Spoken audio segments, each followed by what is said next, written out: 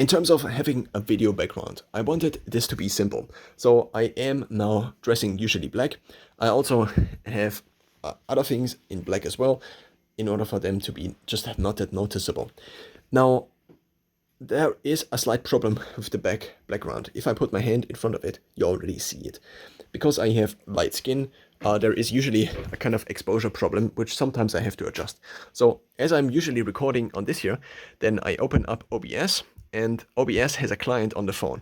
And now I check the auto exposure, and if the auto exposure is not that great, I then adjust it. And then I have it here, and then I adjust it, and so I press this, and then I press it again, and then it adjusts, and then I just lock it. And as long as the video is recording, I usually then have it locked, and I usually only unlock it if I show things. And if I then show things, sometimes they are overexposed.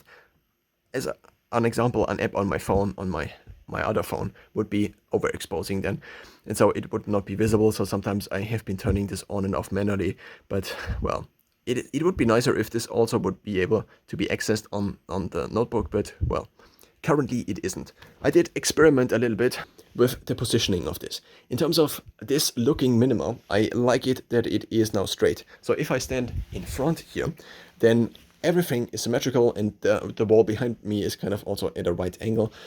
And so I like it like this. But I had this also, so this is a pole, and I use this pole also closer to basically this here, which would be then my kitchen. And I also had it kind of differently up here, where there are these boxes, and I had it slightly pushed to the back. Mostly because I then could use parts of the lights here. So I only have this one ceiling light. And these are also smart bulbs, which are connected to Samsung SmartThings, which then allow me to have the whole studio lighting, as well as my lighting here, synchronized in terms of the color temperature to the outdoor lighting with Samsung's circadian lighting feature. I additionally have a manual rule on top of this, which every hour adjusts slightly the brightness, and I have this set to a certain brightness, and this seems to somewhat work. I experimented a lot with this. This was quite a little bit of hours, but now it seems to just run, and I seem to be able to be sleeping properly. And I get, usually, if I do a couple of things right, then not usually, but sometimes I get sleep scores of 80 or above. My average for the year, my yearly average for the sleep score is, in this case, a 71 on the Galaxy Watch, lower on the Garmin, because sometimes the Garmin doesn't catch the sleep.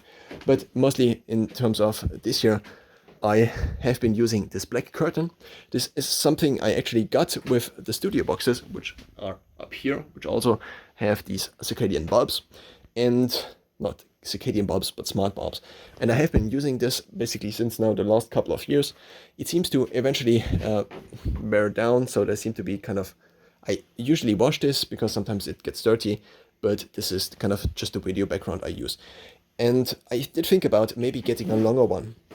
And in part of the video setup, or in different setups before, where I maybe had the phone slightly more off to the side, it often would be very visible that this is not covering much. But now, with the current setup, it seems to not matter that much, and usually kind of, if I'm standing here, it is not, it is also maybe due to the fact that I'm now standing on a walking treadmill, which puts me up higher, and therefore, if this was the same size as before, or the same height as before, I'm now just standing higher, which then makes the gap down here less visible.